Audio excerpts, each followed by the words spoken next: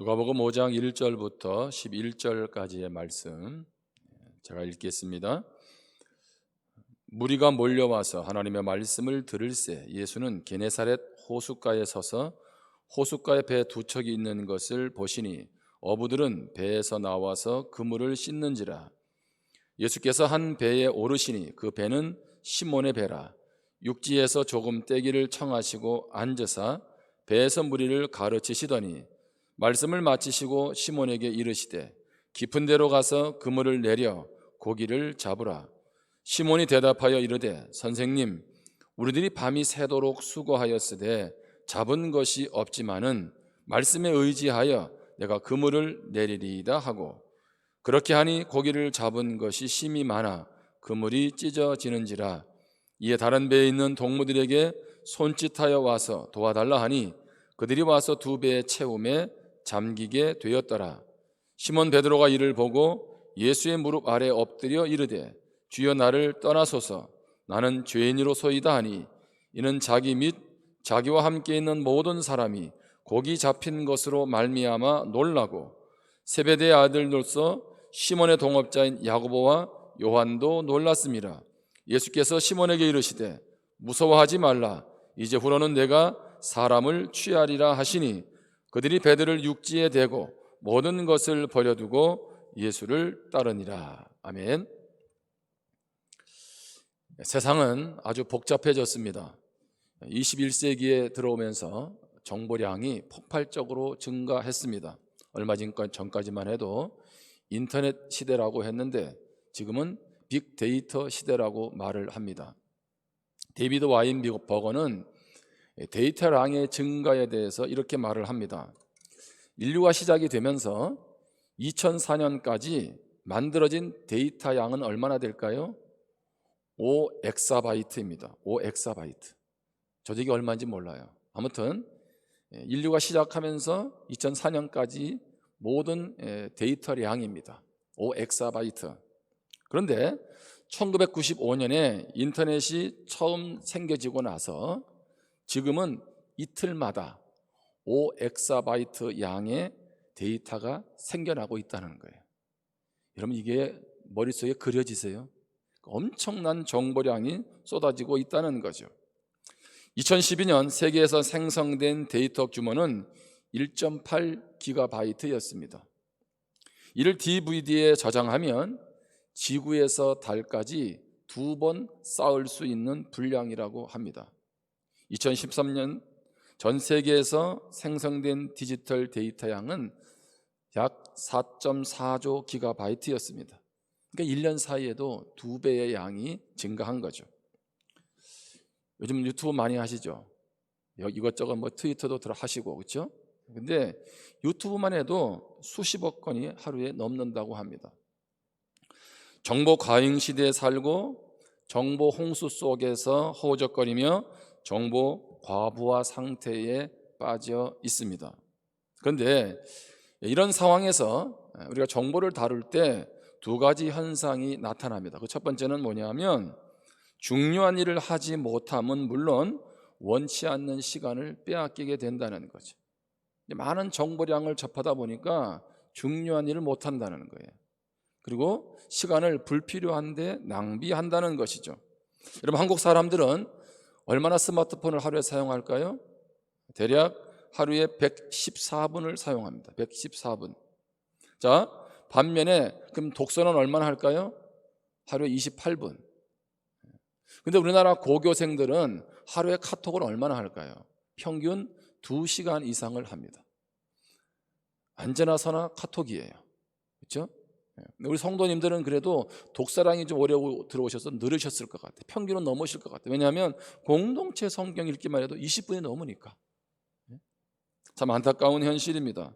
그러다 보니까 과잉 정보로 말미암아 시간 낭비가 많아지는 거죠. 또 한 가지, 이렇게 많은 정보들을 접하면서 사람들의 집중력과 우선순위의 결정력을 떨어뜨린다는 것입니다.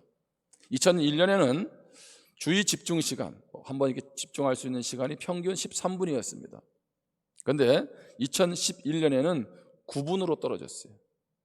그러면 지금은 얼마나 될까? 10년 지나서 한 4분 정도가 떨어졌으니까 그렇게 계산하면 지금은 주의 집중 시간이 5분이 아니겠나. 앞으로 제가 설교를 5분 만에 끝내야 되지 않겠나 그런 생각이 들어요. 우리 저기 말씀을 듣는 분들도 설교를 한 3, 40분 듣는 게 쉽지 않죠. 자꾸 딴 행동도 하게 되고 딴 생각도 하게 되잖아, 그렇죠? 그만큼 주의력이 많이 산만해졌다는 것입니다. 하루에 500회 이상 광고를 접하게 됩니다. 그러면서 어떻게 해요? 우리의 삶이 집중력이 떨어지니까 창의성도 사라지죠. 사고력도 떨어지게 된다는 거예요. 여러분, 그러면 이렇게 복잡한 세상 속에서 우리는 어떻게 살아가야 될까요? 그것은 반대로 단순하게 살아가면 된다는 것입니다. 여러분, 고수라는 말 들어보시죠? 또 하수라는 말도 들어보시고, 그렇죠? 무림계의 고수, 하수 뭐 이런 거 있잖아요. 제가 한번 글을 보니까 고수들과 하수를 좀 비교했는데요, 몇 가지가 있어요. 고수들의 집은요 단순하답니다. 딱 필요한 것만 있고, 고수들의 방은 잘 정리정돈되어 있고 자질구레한 살림살이 장식품들이 없다는 거예요. 반면에 하수들의 집은 좀 복잡하답니다. 쓰지 않는 물건, 잡다한 물건들이 많이 있다는 거죠. 사람이 물건을 위해서 존재하는 건지 물건이 사람을 위해서 존재하는지 잘 모르겠다는 거예요. 그러면서도 계속 물건을 사들이고 있습니다. 여러분, 고수들은 여행할 때 짐이 간단합니다. 아마 다 경험해 보셨을 거예요. 저도 처음 여행 나갈 때는요, 이것도 필요하고 저것도 필요해서 얼마나 많은 짐을 가지고 왔는지 몰라요. 같이 가시는 분이 그러더라고요. 어디 이사 가냐고. 근데 막상 여행을 다녀와 보니까 쓸모없는 짐이 너무 많았던 거예요. 이래서 필요할 것 같고 저래서 필요할 것 같고 가져갔는데 막상 돌아보니까 쓰고 사용한 것들은요 많지 않았다는 거죠. 가방끈이 길다고 공부 잘하는 것도 아닙니다. 보고서 내용이 두툼하다고 그 내용이 충실한 것도 아니에요. 뭔가 보고는 해야 되겠고, 그렇죠? 말이 길수록 요점이 없습니다. 이것이 세상 진리입니다. 그렇게 보면 고수들의 삶은 어떤 삶이에요? 단순함을 중요하게 여기는 삶이라는 거죠. 여러분, 단순한 것은 무엇입니까? 불필요한 것들을 제거하는 거죠. 그리고 꼭 해야 할 것에 집중하는 거예요. 단순함이라는 얘기는 한마디로 말하면 본질적인 것에 집중하는 겁니다. 여러분, 그래서 단순함은 결코 뭐 그런 말 하잖아요. 저 사람은 참 단순해. 그 말은 좀 생각이 좀 없나라고 하는 표현도 있어요. 부정적인 면에서. 근데 그런 의미에서의 단순함이 아니라는 거죠. 본질에 집중하는 사람, 바로 그 사람을 단순하다 그렇게 표현하고 있는 것입니다. 여러분, 코로나를 지나면서 답답한 일이 한두 가지가 아니시죠? 밖에 바람도 쐬고 싶고 하고 싶은 것도 많잖아요. 근데 저도 이제 코로나에 오면서 교회 사역도 많이 스톱되게 됐고 모임들도 많이 취소가 됐습니다. 할 수 있는 게 별로 없어요. 그래서 기도하는 거죠. 제가 올 한 해를 시작하면서 금식하면서 이제 나도 어떻든 하나님께 좀 더 집중하고 그냥 기도해야 되겠다. 교회를 위해서, 성도들을 위해서, 민족을 위해서, 그리고 만남을 자제하고, 그렇게 해서 제가 이제 시작을 했는데 어제까지 16일이 지나왔잖아요. 제가 뭘 하겠습니까? 아침에 일어나면 공동체 성경 읽기를 먼저 들어요. 교회 출근하면 설교 준비합니다. 저녁에 이제 말씀을 전해야 되니까. 그리고 저녁에는 기도회를 인도하고 저도 기도회 시간을 갖죠. 또 금식에 같이 동참을 한단 말이에요. 그리고 월요일 날에는 이제 매주 제가 2시간씩 독서와 설교를 하는 공부를 시작했습니다. 줌으로 하니까 좋더라고요. 매주 정해진 책을 한 권, 두 권을 읽고 그래서 저도 계속 공부를 하고 있어요. 여러분, 이것이 제 16일 동안의 삶입니다. 저녁 외식하러 나가지도 못했고 필요한 것은 주문해서 먹었어요. 5명 이상 먹지 말래서 사무실 안에서도 5명 이상 밥도 안 먹었어요.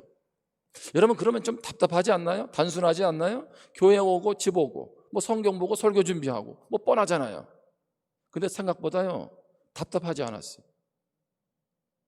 바닷가를 한번 구경하고 싶다 그런 마음도 없었어요. 제가 그러면서 제 성향을 한번 생각해 봤어요. 저는 개인적으로 좀 외향적이라고 생각했거든요. 사람 많이 만나는 거 좋아하고 또 밖에 나가면 좋아하고 에너지가 나올 줄 알았어요. 여러분, 그런 분들 계시죠? 말을 즐겨 하시는 분들, 이분들 말을 해야 에너지가 나오는 분들 있잖아요.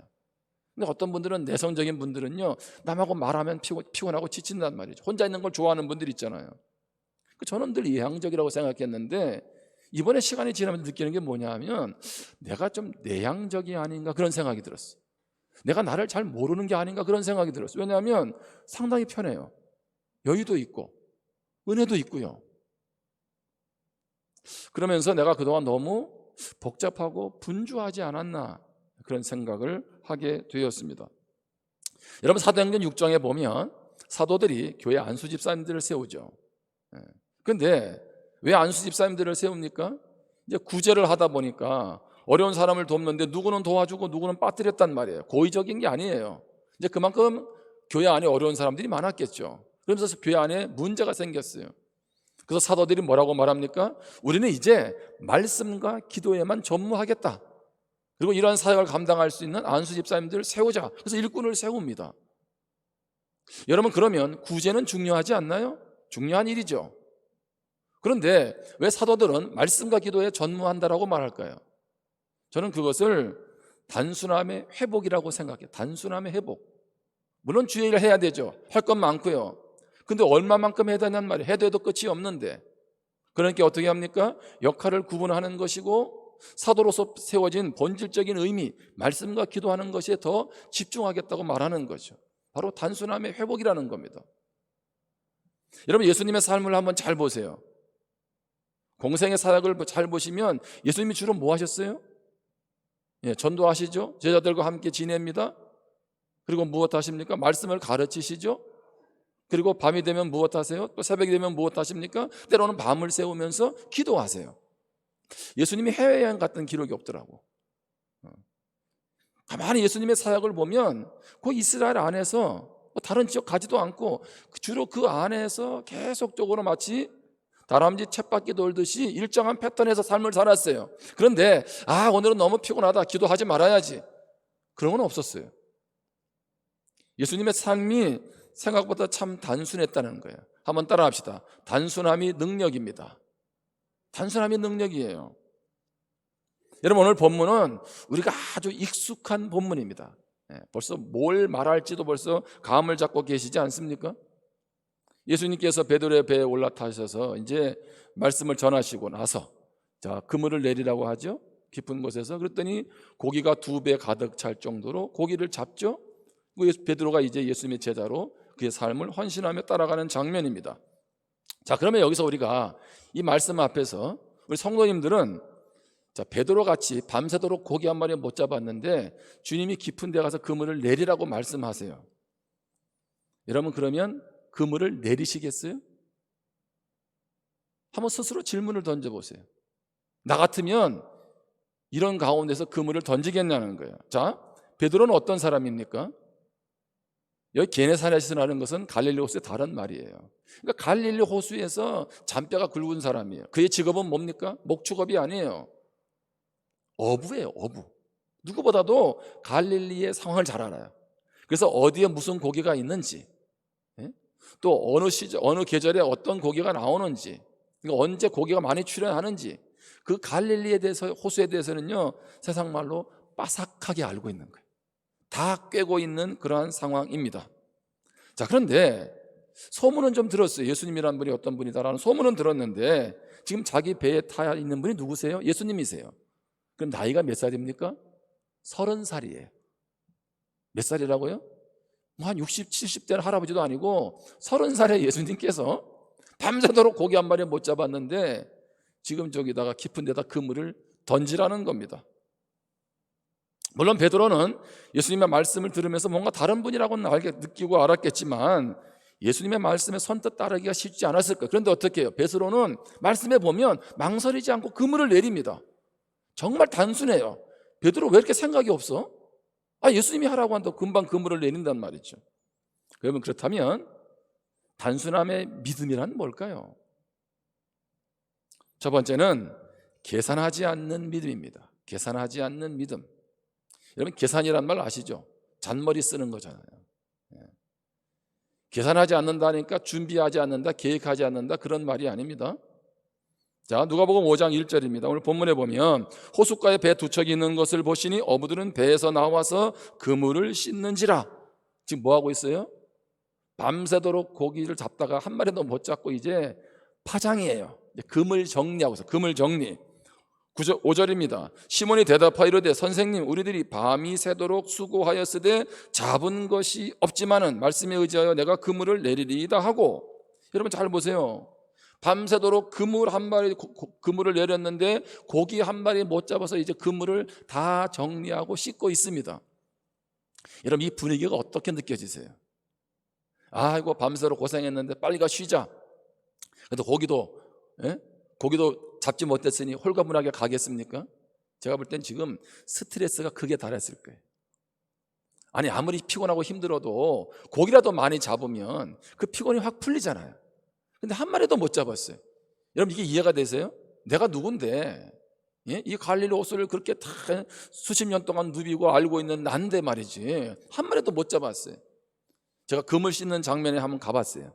그랬더니 한마디도 말을 안 하더라고요. 같이 고기 잡은 사람들이 왜 말을 안 해요? 신경이 예민해진 거예요. 예? 기분이 안 좋으니까 말 걸 수도 없잖아요. 자칫 말 걸었다가는 싸움 나게 생겼거든. 예? 개중에 어떤 사람이 있겠습니까? 하루 벌어서 하루 사는 사람이 있지 않겠어요? 베드로는 생각보다 못 사는 사람이 아니었어요. 그거 사는 집에 가보니까 마치 선장 같은 예를 들면 어떤 규모가 있는 사람이에요. 그런데 그 밑에 있는 어부들은요 하루 벌어서 하루 사는 사람들이잖아요. 그러면 생계가 달린 문제인데 간단한 문제가 아니라는 거죠. 저는 이 말씀을 보면서 오늘 우리의 삶의 현장을 보게 됐습니다. 우리의 삶의 현장이 지금 그렇지 않나요? 밤새도록 고기 잡았는데, 밤새도록 열심히 일하고 했는데 남는 게 없어요. 얼마 전에 그런 나라에서 그런 혜택을 줬죠. 은행에서 그동안 이렇게 코로나로 어려우니까 원금 갚고 하는 것을 6개월 동안 이렇게 유예시켜 줬어요. 그러면 6개월 유예시켜 줬으면 그때부터 원금을 상환시키면 되잖아요. 그런데 6개월이 지나자마자 이전의 원금까지 다 갚으라는 거예요. 그래서 자영업자들이 열이 받은 거죠. 아니 차라리 그러면 유예시켜 주지 말든지. 자, 가장들을 한번 가만히 생각해 보세요. 밤낮 없이 오늘 베드로처럼 일했는데 손에 쥐는 것도 없습니다. 어떤 분은 투잡 뛰고요, 어떤 분은 쓰리잡 뛰는 분도 계세요. 차라리 나 혼자라면 괜찮아요. 나 혼자는 어떻게 먹고 살겠는데 나 하나만 바라보는 가족들이 있잖아요. 정말 답이 보이지 않는 거예요. 코로나 때는 더 그렇지 않겠습니까? 얼마나 힘들겠습니까? 그런데 예수님이 말씀하세요. 깊은 곳에 그물을 내리라고. 이 말은 무슨 얘기입니까? 이런 상황에 말씀으로 살으래요. 이런 사랑에 지금 내가 힘들어 죽겠는데 목사님은 하나님 나라를 구하라고 지금 기도에 인도하고 있어요.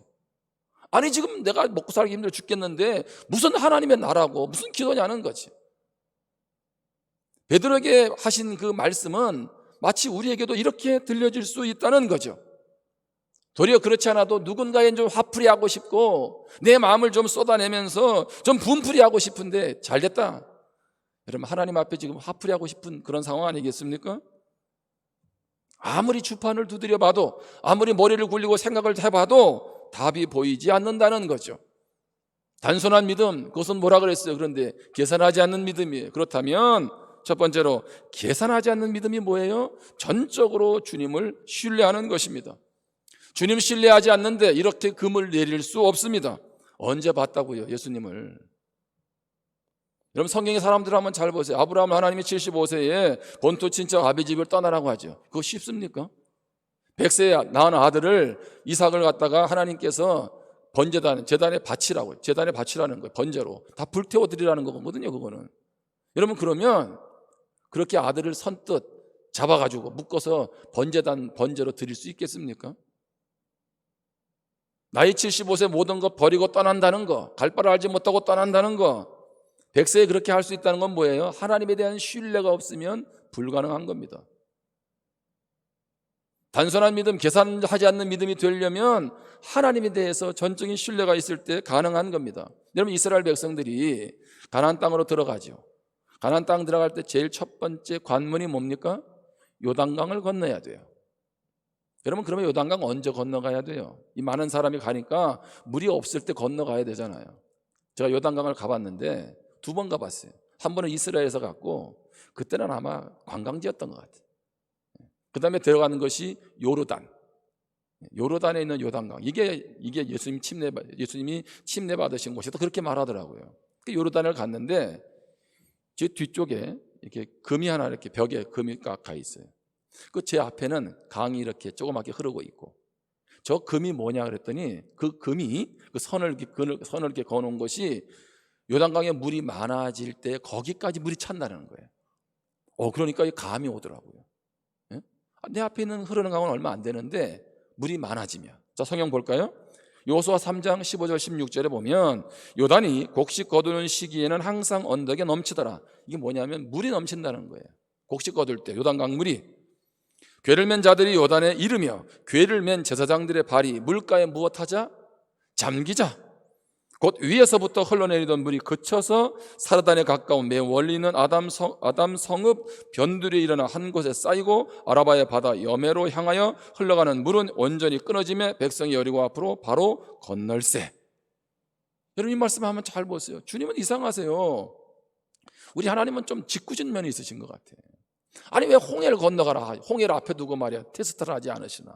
요단강을 앞에 두고 말이죠. 그냥 물이 없을 때 그냥 건너가면 될 텐데, 가장 물이 많을 때, 그것도 어떻게 해요? 그냥 내가 물을 갈라놓을게, 건너가, 그게 아니고 언약궤를 메고 제사장들이 발을 딱 잠그면 그러다가 죽으면 어떡해요? 예? 근데 그러면 물이 갈라지게 하신다는 거죠. 이런 말씀대로 그렇게 되어지고 있는 거 아니겠어요? 아마 회의를 하지 않았을까요? 여호수아하고 지휘관들하고 또는 뭐 다 모여서 이게 가야 되냐 말아야 되냐, 하나님 이렇게 말씀하시는데 이거 과연 우리가 믿어야 되지 말지, 뭐 이런 거 있지 않겠어요? 근데 어떻게 합니까? 건너가잖아요. 언약궤를 맨 제사장이 요단강물에 발을 내딛지 않습니까? 하나님을 신뢰하지 않는데 어떻게 이런 일이 가능하겠어요? 또 한 가지 기억할 것은, 우리가 계산하지 않고 따르면 하나님이 계산하십니다. 아멘? 여러분, 뭐 그렇게 계획 세웠는데 그렇게 계획대로 되지도 않았잖아요. 저 연체 설교도 했지만, 예? 잘 나갈 것 같은데 어떻게 잘 나간다고 뭐 길이 있나요? 좀 표현이 그런데 저는 서울대 대학교 나오면 다 직장 잘 들어가는 줄 알았어요. 요즘 기사 보니까요, 직장이 없어가지고. 여러분, 서울대 들어갔을 때 얼마나 다들 축하하고 격려했겠습니까? 여러분 자녀들 이왕이면 다 서울대학교 보내고 싶지 않으세요? 그리고 오죽하면 서울대학교 못 가니까 서울 상대라도 보내자고, 서울에서 상당히 먼 거리에 있는 대학교, 거기라도 보내려고 하는 거 아니겠어요? 하나님의 계산법은 우리와 달라요. 여러분, 옥토에 떨어진 씨앗을 보세요. 뭐 그 다음에 뭐 2배, 3배 수확 거뒀어요? 30배, 60배, 100배, 이게 감이 오십니까? 이삭이 그랄 땅에서 100배 수확을 얻은 거, 이게 감이 오세요? 주라, 그리하면 후히 되어 넘치도록 부어주시겠다, 이게 감이 오세요? 이게 하나님의 계산법이에요. 그래서 우리가 하나님 앞에 단순하게 머리 쓰지 않고 믿음으로 반응할 수 있는 겁니다. 이런 믿음의 사람 되기를 주님의 이름으로 축복합니다. 또 한 가지 기억할 것은, 단순한 믿음은 기준이 분명한 믿음입니다. 기준이 분명한 믿음. 자, 단순함이라고 말할 때 할 일 없다, 시간이 많다, 그런 의미에서의 단순함이 아닙니다. 가치와 창의성을 창출할 수 있는 단순함입니다. 칩 힙스와 댄 히스의 공저인 스틱이라는 책에 보면 단순함은 간결함 플러스 핵심, 이렇게 되어 있어요. 간결함 더하기 핵심, 그게 바로 뭐냐면 단순함이라는 거예요. 그러면 단순함에서 중요한 게 뭐예요? 핵심이 있느냐는 겁니다. 생각이 없다는 게 단순함이 아니라는 얘기예요. 핵심을 붙잡는 게 뭐예요? 단순하다는 얘기죠. 고수들이 쓰는 말이라고 제가 얘기했잖아요. 그렇다면 핵심은 다른 말로 뭘까요? 기준이 분명한가입니다. 기준이 분명한가. 여러분, 예전에 우리 학교 다닐 때는요, 월요일만 되면 조회를 했습니다. 그래서 비가 오기를 원했어요. 교장 선생님 훈시가 길어지면 얼마나 힘든지 모르겠어요. 또 땡볕이 되면 얼마나 힘든지 모르겠어요. 지금은 조회를 안 하지만, 그래서 그때는 선생님이 우리를 다 이렇게 이제 일찍 모이면 한 학생에게 이렇게 얘기합니다. 기준, 그렇죠? 그리고 양팔 갈기으로 벌려, 그러면 쫙 그 아이를 중심으로 벌리죠. 제가 한번 기준을 한 적이 있어요. 근데 제가 움직였어요. 얼마나 혼났는지. 기준이 움직이면 안 되거든. 기준은 항상 그 자리에 있어야 돼요. 그렇죠? 그래야 기준을 중심으로 해서 줄을 딱 맞게 정렬을 할 수 있는 거거든요. 하나님은 우리의 인생의 기준이 되시는 줄 믿습니다. 예수님이 우리 인생의 기준 되세요. 그런데 하나님이 기준 된다, 예수님이 기준 된다는 건 무슨 말이에요? 하나님 내 인생의 기준 되어 주십시오. 제가 그러면은 기준대로 살겠습니다. 여러분, 그러면 기준대로 살 수 있나요? 못 살아요. 하나님이, 예수님이 내 인생의 기준 된다는 것은 첫 번째로 말씀이 기준이 된다는 거예요. 말씀이. 여러분, 내 안에 말씀이 없는데 어떻게 하나님이 내 인생의 기준이 됩니까? 하나님 나라, 하나님이 내 삶의 모든 영역 속에 주인 되어야 한다라고 말을 하는데 말씀이 없는데 어떻게 내 삶의 주인이 되겠습니까? 자, 오늘 말씀을 잘 보시면 예수님이 이제 말씀을 전하다가 이제 무리들이 많아지니까 아마 이게 복음 전하기가 쉽지 않잖아요. 그러니까 베드로의 배에 타신 거죠. 시몬의 배에 타셨어요. 그리고 배를 돌려서 이 육지를 바라보고 말씀을 전하시는 거죠. 이 장면이 연상이 되시죠? 자, 그리고 나서 이제 말씀을 전하시고 난 다음에 지금 베드로에게 얘기하는 거예요. 육지에서 조금 떨어져라. 여러분, 성경을 잘 보면 우리는 예수님이 명령조로만 얘기하는 것 같은데 누가 그러더라고요. 이 연구하신 분의 표현에 의하면 예수님은 결코 그렇게 하신 분이 아니라는 거예요. 상대방을 무시하면서 함부로 명령하는 분이 아니시라는 거예요. 인격적으로 요구하신다는 거죠. 자, 오늘 4절 5절에 보면 말씀을 마치시고 시몬에게 이르시되 깊은 데로 가서 그물을 내려 고기를 잡으라. 시몬이 대답하여 이르되 선생님, 우리들이 밤이 새도록 수고하였으되 잡은 것이 없지만은 말씀에 의지하여 내가 그물을 내리리이다 하고. 아멘. 말씀을 마치시고 예수님이 베드로에게 말씀을 하시잖아요. 깊은 데 가서 그물을 던지라고. 그랬더니 베드로가 뭐라 그래요? 밤새 수고해서 한 마리도 못 잡았지만 무엇에 의지해서? 말씀에 의지해서. 아멘. 에이, 밑자의 본전이다. 여러분, 지금 밑자의 본전이다 할 상황이 아니라니까요. 금을 다 씻었는데 뭘 또 다시 던져? 쉽지 않아요. 그런데 어떻게 해요? 자기 생각 다 내려놓고 어떻게? 말씀에 의지하는 거예요. 말씀에. 그 그물을 내리는 겁니다. 여러분, 지금 뭘 의지하고 계세요? 무엇을 붙잡고 계십니까? 우리가 기도한다는 거, 21일 금식한다는 것은 주님을 붙잡겠다는 거죠. 주님께 붙들린다는 거예요. 응답을 떠나서 주님께 붙들릴 때 우리 인생이 복인 줄 알기 때문에 우리는 그렇게 하는 것입니다. 응답만에 초점이 있다면 응답 받으면 그만 아니겠어요? 응답 안 해주시면 하나님 살아계시는지 또 열받아가지고 마음에서 올라오는 거고, 그런 거 아니겠습니까? 여러분, 예수님이 40일 동안 금식하시고 나서 어떻게 마귀를 이기십니까? 말씀 보시면 시편에 있는 말씀, 신명기의 말씀을 인용하셔서 마귀를 물리치세요. 예수님은 능력자라면서요. 예수님은 신이기도 하고 완전한 인간이시기도 한데 무슨 능력이 없겠어요. 근데 주님은 철저히 뭐라고 하셨냐면 말씀으로. 성경에서 예수님이 오셔서 하신 모든 것들은 말씀이 이루어졌다, 그렇게 표현하고 있습니다. 이 말은 예수님의 삶의 기준이 무엇이었다? 말씀이었다는 거죠. 아버지의 말씀. 여러분, 존 메가더라는 목사님 혹시 들어보셨어요? 이번에 많은 책들이 한국에 번역되어 있고 참 한국 세계적으로도 많은 영향력을 주는 그런 목사님입니다. 이분의 이런 일화가 있어요. 이분이 그쪽 교회에서 초빙을 할 때에 교회 초빙 조건이 뭐였냐면 일주일에 40시간 주일 설교 한 편을 준비하면 오시라고 이렇게 했어요. 한번 여러분 계산해 보세요. 이럴 때는 계산해 봐요. 아니, 무슨 담임 목사를 초청하는데 설교 준비를 일주일에 40시간을 하는 조건으로. 그렇게 하니까 그런 훌륭한 설교가 나오죠. 여러분, 한국교회 목사님들 매일 새벽에 설교하지, 수요일 설교하지, 어떤 데는 금요일 하지, 주일 오전에 하지, 오후에 하지. 여러분, 그러면서 너무 있잖아요. 은혜로운 설교 기대하지 마세요. 힘들어요. 그거 불가능한 얘기예요. 도리어 코로나 때 아마 모르긴 몰라도 목사님들의 말씀의 능력이 많이 올라갔을 것 같아요. 왜? 안 모이니까. 주일 설교 한 편 하는 분도 많거든. 얼마나 집중력이 있겠습니까? 그런데 이분이 편집한 책이 뭐냐면 목회자는 설교자다, 이런 책이 있어요. 이분이 종교개혁에 대해서 이렇게 평가했습니다. 인본주의자들은 고전으로 돌아가 그리스의 신들과 로마의 이교도 신앙을 부활시켰다. 반면 종교개혁자들은 거룩한 성경으로 돌아갔다.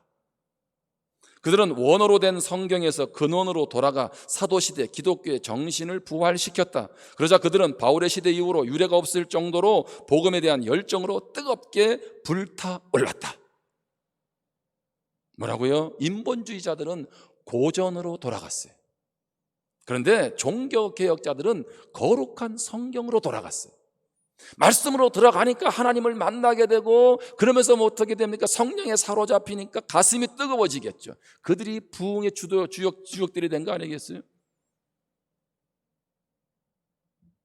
종교개혁은 우리가 잘 아는 것처럼 오직 성경, 오직 믿음이에요. 오직 말씀 위에 섰다는 거죠. 지금도 부흥이 가능합니까? 가능합니다. 어디에 서면? 말씀 위에 서면. 여러분의 심령이 이렇게 힘들고 위축되어 있는데 여러분이 힘을 내어 살아갈 수 있어요? 소망 가운데 살아갈 수 있어요? 두려움을 이길 수 있어요? 이길 수 있어요. 무엇에 붙잡히면? 말씀의 기준에 서면. 그것이 없으니까, 핵심이 없으니까 아무것도 없는 거예요. 핵심이 없으니까 삶에 힘이 없는 거예요. 내가 뭘 붙잡고 있는지를 정확히 알면 여러분, 제2의 코로나가 오든 또 다른 확산이 오든 관계없어요. 우리 이길 수 있습니다. 여러분, 그것이 역사적으로 믿음의 사람들을 통해 증명해 주고 있습니다. 또 한 가지로 오늘 우리가 단순한 믿음으로 나아가기 위해서, 기준이 분명한 믿음이라고 했는데, 두 번째는 주신 것보다 주신 분에게 집중해야 돼요. 말씀이 기준이 될 뿐만 아니라 주신 것보다 주신 분에게. 고기를 잡았습니다. 주변 동료들의 배를 오라 해서 2배 가득 찰 정도로 많은 고기를 잡았습니다. 근데 여러분 잘 보세요. 베드로가 고기 많이 잡았다고 좋아하나요? 어떻게 표정 관리하는 거 보이세요? 아니 이게 웬 떡이야 이게. 예? 야, 이 정도 고기면은 이제 뭐 한동안은 일 안 해도 그냥 살 수 있겠다. 그동안 내가 빚진 거, 코로나 때문에 지금 손해본 거 내가 다 일거에 회복할 수 있겠다. 이런 생각 안 드세요? 이 정도 되면, 이 정도 물질이면 이거 팔아서 돈 벌면 좀 기도 쉬어도 괜찮지 않겠어요? 직장 좀 이렇게 뭐 어려워도 견딜만 하지 않겠어요? 여러분 지금 로또가 얼마나 많이 팔립니까? 4명당 1명이 지금 일주일에 하나씩 복권을 사는데, 그렇죠? 엄청난 양이죠. 그런데 베드로는 어떻게 했을까요? 오늘 8절에 봅니다. 시몬 베드로가 이를 보고 예수의 무릎 아래 엎드려 이르되 주여 나를 떠나소서 나는 죄인이로소이다. 베드로의 반응이요, 우리하고 좀 달라요. 야, 대박이다. 이렇게 많은 고기를 잡고, SNS 올려야 돼요. 내가 지금까지 잡은 중에 제일 큰 고기 잡았다고. 그런데 어떻게 합니까? 도리어 주님 앞에 엎드려서 주님 나를 떠나세요. 나는 죄인입니다. 여기에는 여러 가지 영적 의미가 있지만 제가 오늘 나누고 싶은 것은 무엇입니까? 베드로는 주님이 주신 것에 눈을 뺏기지 않고, 초점을 빼앗기지 않고 주님께 집중했다는 거예요. 여러분, 어리석은 사람은요, 주님 주신 것 가지고 살아요. 그게 전부 다인 줄 알아. 그런데 지혜로운 사람은요, 그렇게 주시는 분이 주님이라면 여러분 주님 앞에 있는 게 낫지 않겠어요? 이럴 때는 계산해도 괜찮아. 여러분 주님 앞에 있는 게 안 낫겠어요? 여러분 주님의 은혜가 부어지면 부어질수록 더욱더 주님을 의지하시기를 바랍니다. 말씀을 마무리합니다. 예수님은 오늘 누구의 배에 오르셨어요? 제가 가만히 보니까 갈릴리 호수에 배가 한두 척이 아니었어요. 그렇죠? 자기 동료 배도 있을 뿐들 아니라 또 누구의 배도 있겠습니까? 많은 사람들의 배가 그 갈릴리 호수에 있었어요. 근데 지금 말씀해 보면 예수님은 유독 시몬의 배라고 해요. 시몬의 배. 시몬의 배에 오르셨어요. 그리고 그 인생의 문제 가운데 예수님이 다가가시죠. 여러분 기억하시기를 바랍니다. 우리가 인생이 밤이 새도록 수고해도 얻지 못하는 그런 인생, 답답한 인생 계속 이어지고 있다 할지라도 예수님이 내 인생의 배에 오르시면 될 줄 믿습니다. 예수님이 내 인생의 배에 오르셔서 그분이 내 인생을 인도해 가시면 되잖아요. 내가 아무리 힘들고 어려워도 내 인생의 배에 예수님이 올라 계시면 돼요.